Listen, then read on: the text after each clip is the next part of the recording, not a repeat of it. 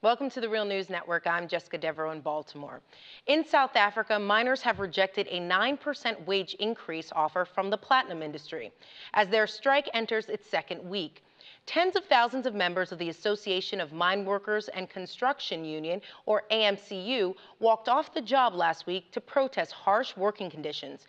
They are also asking for a living wage that will double their current wages. Tensions have been high between the sides, with the media reporting several acts of violence in mining towns. This is the largest strike in the mining sector since the Marikana strike in 2012. South Africa is the leading supplier of the world's platinum, and the strike is expected to take a toll on its economy. Now joining us to discuss all this is Patrick Bond. Patrick is the director of the Center for Civil Society and professor at the University of KwaZulu-Natal in South Africa. Thanks for joining us, Patrick. It's great to be back. Thanks, Jessica. So, Patrick, apartheid ended in South Africa 2 decades ago, yet we still have low wages, harsh working conditions, and extreme inequality. So can you tell us why these workers are on strike and what are their demands? Well, you're exactly right that the background is one of desperation. It's April 27, 1994, the 20th anniversary of our liberation coming up. But unemployment is quite a lot higher, about 10% higher than then, and the inequality rate, the Gini coefficient, is much higher. Poverty is about the same. So in this context, those who have jobs often need to feed quite a few more people. In the case of mine workers, the migrant labor system of apartheid continues.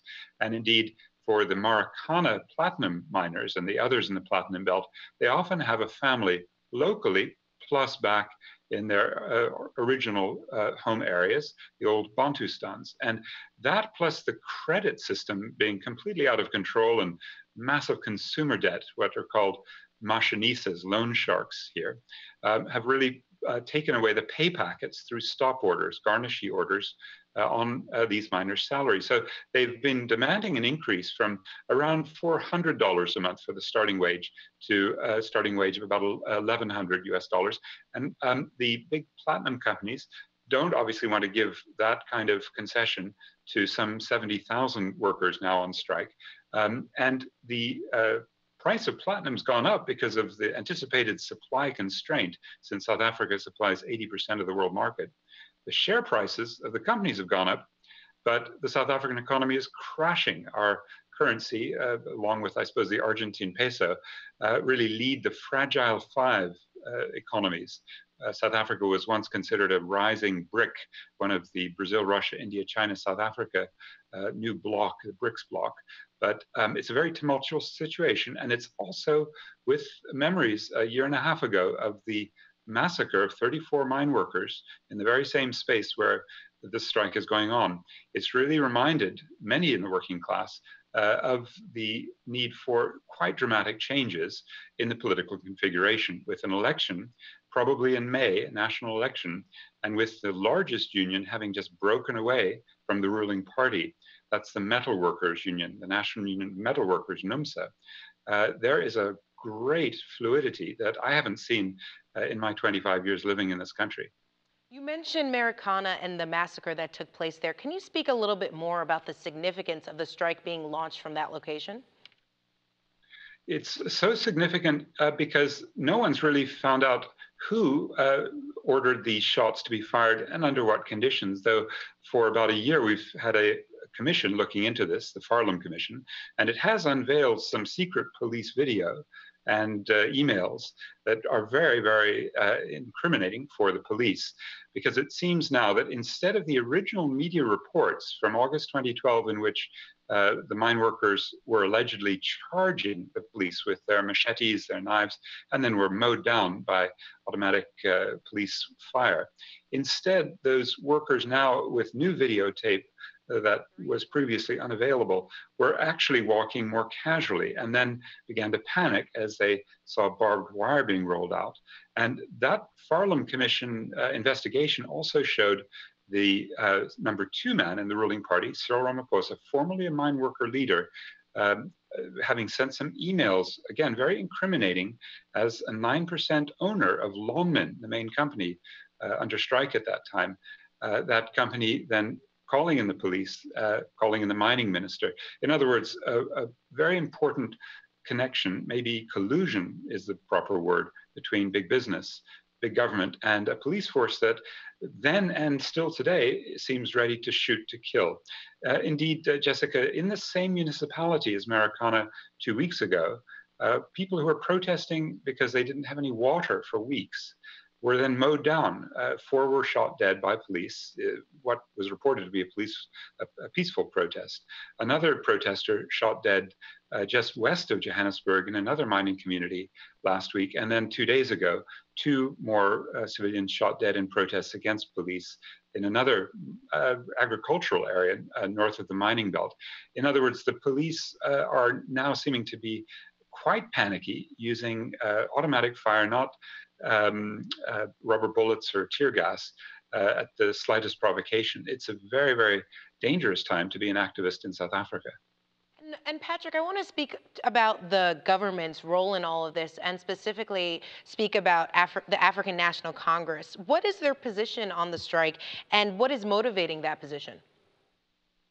Well, they're very closely aligned through the so-called alliance, the big alliance of the trade unions, the Congress of South African Trade Unions, and the Communist Party, and the African National Congress. Critical in that alliance, the glue really, is the National Union of Mine Workers. Indeed, the current general secretary, the sort of political manager of the ANC, was the former leader. And indeed, the country's deputy president, Kgalema Motlanthe, was also a former NUM leader.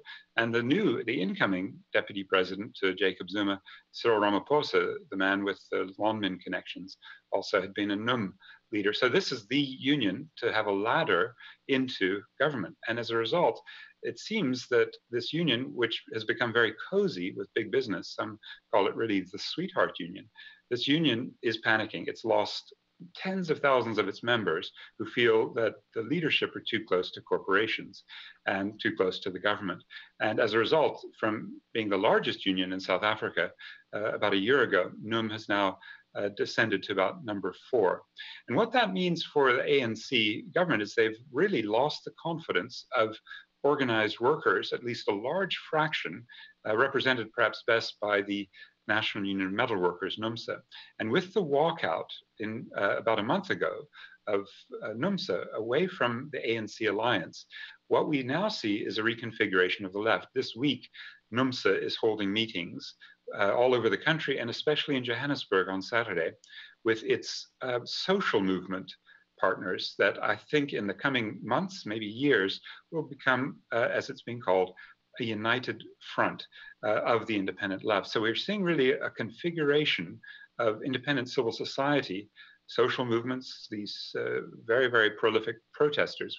Last year, there were about 1,800 protests that turned violent, according to police statistics. So we have community protests going on about 30 per day, many of them turning violent. And these protests are the stuff of what we call popcorn. They pop up, they fall back down. And what they have lacked is the sort of coherence that a major trade union, with its experience of democratic shop floor organizing, has typically given community activists. 20-some years ago, every community group that was protesting was invariably led by a seasoned trade unionist.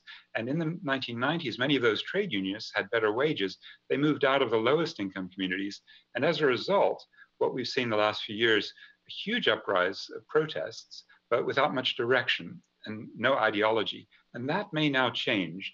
On Saturday, a struggle exposition is going to take place in Johannesburg, hosted by the metal workers, to try to compare notes amongst hundreds of the leading activists in South Africa. And that may mean that the ANC, not in the coming election, but in future elections, municipal elections in 2016 or a national election 2019, may be faced with a Workers' Party. Currently, they're faced with one political threat from the left, the Economic Freedom Fighters, led by Julius Malema, who was a very militant youth leader in the ruling party, and he was kicked out, partly for corruption, but mainly because he questioned the conservatism in the ruling party. And this all means that on the left, quite a lot of explosions are happening. Some say this is the transition from the so-called war of position to a war of movement, to use the terms of Antonio Gramsci. And meanwhile, on the right, this week has also seen a merger of the two main classically liberal, or some may say neoliberal, free market-oriented parties, one led by Steve Biko's former partner, Nampela Rempele, the other by the traditionally white centrist party, the Democratic Alliance. And that may mean that this right wing could consolidate some 20 to 25% of the vote. And in the May or June election, it's not yet been called, the ANC may fall from 66 down to the low 50s. And that remains to be seen. But to me, it would appear likely that the ruling party is now possibly going to start fragmenting quite badly. Well, Patrick, we'll certainly keep tracking this story. Thank you so much for that update. Thank you. And thank you for joining us on the Real News Network.